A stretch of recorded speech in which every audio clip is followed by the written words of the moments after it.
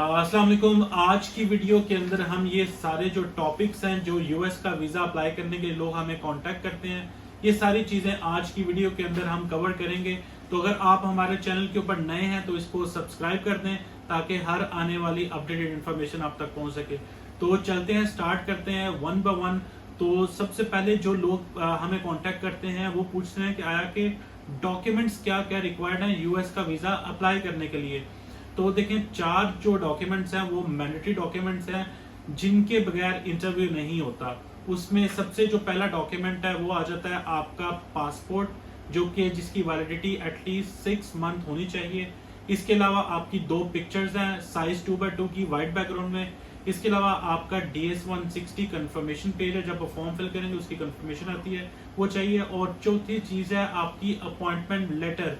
ये 4 डॉक्यूमेंट जो है मैंडेटरी डॉक्यूमेंट्स। इसके अलावा कोई भी डॉक्यूमेंट जो आप समझते हैं आपके वीजा को सपोर्ट कर सकता है वो आप कैरी कर सकते हैं, उसमें किसी भी किस्म की रिस्ट्रिक्शंस नहीं है। जैसा कि आपकी बैंक स्टेटमेंट है, आपका अकाउंट मेंटेनेंस सर्टिफिकेट है, आपका FRC, आपके MRC, आपके बिजनेस के डॉक्यूमेंट्स, अगर आप जॉब करते हैं, एम्प्लॉयमेंट लेटर, सैलरी रिसिप्ट वगैरह, ये सब ऑप्शनल डॉक्यूमेंट्स हैं। अगर आप लेके जाना चाहते हैं तो लेके जा सकते हैं, वरना ये डॉक्यूमेंट्स चेक नहीं होते हैं। हमें जो डॉक्यूमेंट्स चाहिए आपका एप्लीकेशन फॉर्म फिल करने के लिए, उसके लिए आपके पासपोर्ट की कॉपी हमें चाहिए, आपके ID कार्ड की कॉपी चाहिए, आपके फ़ोन नंबर्स चाहिए, आपके ईमेल एड्रेस चाहिए, आपका पासपोर्ट कहाँ से इशू हुआ था, इसी तरीके से आपके सोशल मीडिया अकाउंट्स हैं, आप जो जॉब करते हैं उसकी डिटेल्स देंगे, अगर बिजनेस करते हैं तो उसकी डिटेल्स देंगे, प्रीवियस जो है वो आपकी एम्प्लॉयमेंट की डिटेल्स है। इसी तरीके से पेरेंट्स के नेम और डेट ऑफ बर्थ है, और जो भी कंट्रीज आपने ट्रैवल किए हैं उनके नाम आप बताएंगे। तो ये डॉक्यूमेंट्स हमें चाहिए आपके फॉर्म फिलिंग के लिए। बाकी मैं चीज़ें मेंशन भी कर दूंगा डिस्क्रिप्शन के अंदर भी, जो डॉक्यूमेंट्स की रिक्वायरमेंट है आप वहां से भी देख सकते हैं। चलते हैं नेक्स्ट पॉइंट के ऊपर। तो एम्बेसी की फ़ी, लोग पूछते हैं कि एम्बेसी की फ़ी क्या है। तो एम्बेसी की जो वीज़ा फ़ी है B1 B2 वीज़ा के लिए $185 है, जो कि 55,500 बनती है। आप ये बैंक अल्फ्लाक में कैश में भी जमा करा सकते हैं और इलेक्ट्रॉनिक फंड ट्रांसफर के थ्रू भी जमा करा सकते हैं, और इवन कि आपने क्रेडिट कार्ड और डेबिट कार्ड से भी जमा करा सकते हैं। इसके बाद आ जाता है अपॉइंटमेंट वेट टाइम, कि अगर मिसाल लेते हैं आज आप वीजा अप्लाई करते हैं तो आपको अपॉइंटमेंट कब की मिलेगी। तो जो वेट टाइम आ रहा है वो नेक्स्ट ईयर यानी कि जुलाई 2026 की डेट्स आ रही हैं आजकल, अगर आप अपनी वीजा एप्लीकेशन को लॉन्च करते हैं। अगले पॉइंट की तरफ चलते हैं। तो लोग पूछते हैं कि अर्ली अपॉइंटमेंट आप कब तक दिला सकते हैं। तो हम मैक्सिमम टाइम 90 डेज का लेते हैं। 90 डेज के अंदर डेट पिक करके देते हैं। वो हो सकता है वो कोई भी डेट हो सकती है, तो जिससे आप केस देते हैं उससे ऑनवर्ड 90 डेज के अंदर की कोई डेट होगी। उसके बाद आ जाते हैं कि बैंक स्टेटमेंट की कोई रिक्वायरमेंट तो नहीं है। देखिए, यूएस वीजा के लिए बैंक स्टेटमेंट जो है वो सपोर्टिंग डॉक्यूमेंट है, ये मैंडेटरी नहीं है। मुझे नहीं याद पड़ता कि मेरे कौन से क्लाइंट से बैंक स्टेटमेंट मांगी है, क्योंकि बैंक स्टेटमेंट किसी से भी रिक्वायर्ड नहीं करते। फॉर सेफ साइड हम कहते हैं कि आप बैंक स्टेटमेंट जरूर कैरी करें जब आप इंटरव्यू के लिए जाएं, जिसके पास मौजूद है। जिसके पास नहीं है तो है सपोर्टिंग डॉक्यूमेंट, ये चेक नहीं होती है। उसके बाद आ जाते हैं सक्सेस रेट के बारे में। तो देखें, सक्सेस रेट बहुत अच्छी चल रही है। अगर आप हमारे पेज के ऊपर, हमारे टिकटॉक चैनल के ऊपर जाकर देखें तो अल्हम्दुलिल्लाह डेली बेसिस के ऊपर कोई ना कोई सक्सेस स्टोरी हम अपलोड कर देते हैं। हमारी इस्लामाबाद से भी बहुत अच्छी सक्सेस रेट है, और इसी तरीके से कराची में भी बहुत अच्छी सक्सेस रेट चल रही है। नेक्स्ट पॉइंट है, कराची में इंटरव्यू देना चाहिए या इस्लामाबाद में इंटरव्यू देना चाहिए। तो हमारे पिछले 10-15 दिन की बात करें तो हमारे 15 से 20 वीज़ाज अप्रूव हैं, जो कि इस्लामाबाद एम्बेसी से अप्रूव है। बहुत अच्छी सक्सेस रेट है। पहले हम लोगों को रिकमेंड करते होते थे कि कराची जाएं, बहुत अच्छी वीज़ा रेशो है, लेकिन आजकल जो है वो कराची थोड़ा सा स्ट्रिक्ट हुआ है। इस्लामाबाद में बहुत अच्छी सक्सेस रेट है। बाकी आपके सर्कमस्टांसेस को देखेंगे, आया कि फर्स्ट टाइम अप्लाई कर रहे हैं, सेकंड टाइम अप्लाई कर रहे हैं, फैमिली के साथ अप्लाई कर रहे हैं, तो उसके अकॉर्डिंगली आपको मशवरा दिया जाएगा। तो बाकी ओवरऑल बहुत अच्छी दोनों में वीजा रेशो चल रही है हमारी।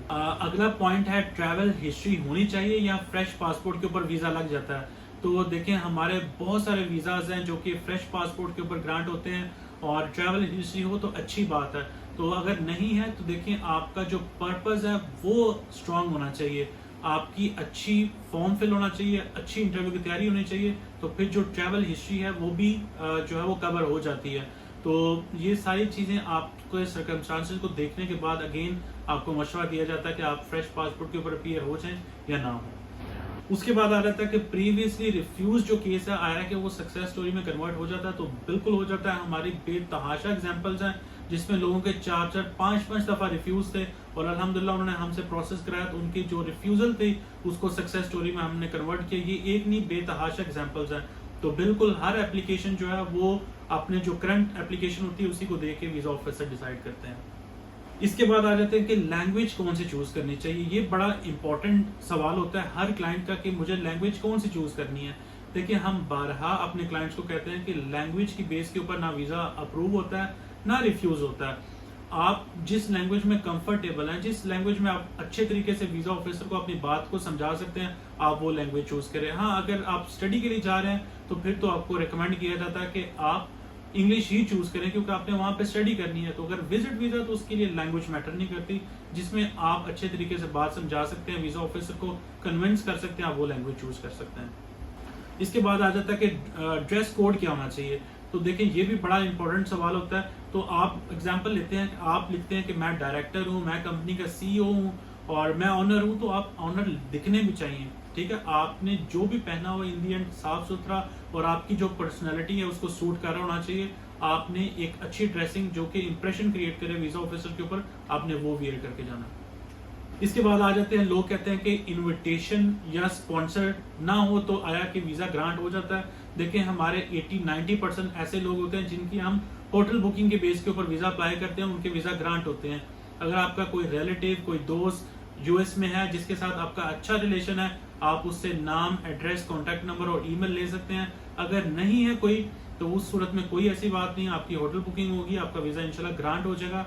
स्पॉन्सर उस बंदे को चाहिए, इनविटेशन और स्पॉन्सर दो सेपरेट चीजें हैं। स्पॉन्सर उसको चाहिए जो फाइनेंशियली वीक है, यानी कि वो खर्चा भी वही बंदा उठा रहा है, तो फिर आपको स्पॉन्सर चाहिए होता है। इसके बाद आ जाते हैं कि जब आप नए पोर्टल के ऊपर अपना वीजा अप्लाई करते हैं तो आजकल आपने अपने सिक्योरिटी आंसर्स रखने हैं, तो वो अगर बंदा भूल जाए तो उसका क्या करना है। तो देखें, जब अगर आप पासवर्ड भूल जाते हैं तो वो तो आप रीसेट कर सकते हैं। अगर आपके सिक्योरिटी आंसर्स जो हैं वो आप भूल जाते हैं तो उसको आप रीसेट नहीं कर सकते, ना ही रिकवर कर सकते हैं। आपको फिर अपना ईमेल एड्रेस अपडेट करना होता है एम्बेसी से, और उसके बाद साइन अप करके नए सिक्योरिटी आंसर्स रख के आप फर्दर प्रोसीड करेंगे। तो एडवाइस आपको ये दी जाती है, जब भी आप प्रोफाइल क्रिएट करें, अपने सिक्योरिटी आंसर जो है वो एक सेफ जगह के ऊपर सेफ रखें, ताकि आपको इस चीज़ की परेशानी का सामना ना करना पड़े। उसके बाद आ जाते हैं कि इंटरव्यू वेवर, जो किसी ऐसे क्लाइंट जो कि 80+ हैं या अंडर 14 है, जिनके पास किसी एक पेरेंट के पास वीज़ा है, तो आया कि वो प्रोसेस कर सकते हैं। जी बिल्कुल, आजकल ऐसी पॉलिसी अभी तक उसी तरीके से चल रहा है। अगर आप में से किसी एक पेरेंट के पास वीज़ा है, आप अपने बच्चे जो कि अंडर 14 है उनका इंटरव्यू वेवर के थ्रू केस जमा करा सकते हैं। उसमें आपको एम्बेसी नहीं जाना होता, सिर्फ अपनी जो फाइल है वो अपने जो एजी का ऑफिस है, जो ड्रॉप बॉक्स है, वहाँ पे सबमिट करा देने हैं और आपका वीज़ा लग के आ जाता है। इन सम सिनेरियोज वो इंटरव्यू के लिए कॉल कर लेते हैं, तो वो डिपेंड करता है। ये आप जब भी अपना इंटरव्यू वेवर का केस जमा करें तो किसी एक्सपर्ट से ज़रूर मशवरा करें कि किस तरीके से आपको एप्लीकेशन को सबमिट करना है। इसके अलावा अगले पॉइंट की तरफ चलते हैं, इंडिविजुअल अप्लाई करना चाहिए या फैमिली के साथ अप्लाई करना चाहिए। देखें, ये आपके सर्कमस्टांसेस को देखते हुए हम आपको मशवरा देंगे।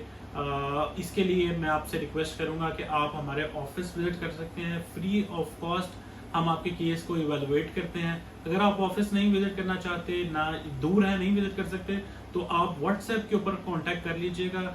इंशाल्लाह आपकी प्रोफाइल को डिस्कस करने के बाद आपको ज़रूर मशवरा दिया जाएगा कि आप इंडिविजुअल अप्लाई करें या फैमिली के साथ अप्लाई करें। उसके बाद मोस्टली लोग हमें सवाल करते हैं आया कि सर आपका ऑफिस कौन सी जगह पे है, आपको कांटेक्ट किस तरीके से कर सकते हैं। तो हमारा ऑफिस इस्लामाबाद में है, G10 मरकज़ में। इसके अलावा हमारी किसी भी जगह पे कहीं पे भी कोई ब्रांच नहीं है। तो अगर जब भी आपने हमारे ऑफिस विजिट करना है तो हमारा ऑफिस G10 मरकज़ इस्लामाबाद में है, वहाँ पे विजिट कर सकते हैं। आप गूगल पे सर्च करेंगे तो वहाँ पे भी लोकेशन आपको मिल जाएगी। इसके अलावा लोग पूछते हैं कि आपका कॉन्टैक्ट नंबर कौन सा है, कॉन्टैक्ट कैसे करें, तो आपको कॉन्टैक्ट नंबर बता भी देता हूँ, स्क्रीन के ऊपर भी आपको शो हो रहा होगा, 033458810608। इसके ऊपर आप कांटेक्ट कर सकते हैं। ये व्हाट्सएप के ऊपर भी मौजूद है, हमारी टीम आपको असिस्ट करेगी। इसी तरीके से हम इंशाल्लाह डिस्क्रिप्शन में भी ये कांटेक्ट नंबर ऐड कर देंगे।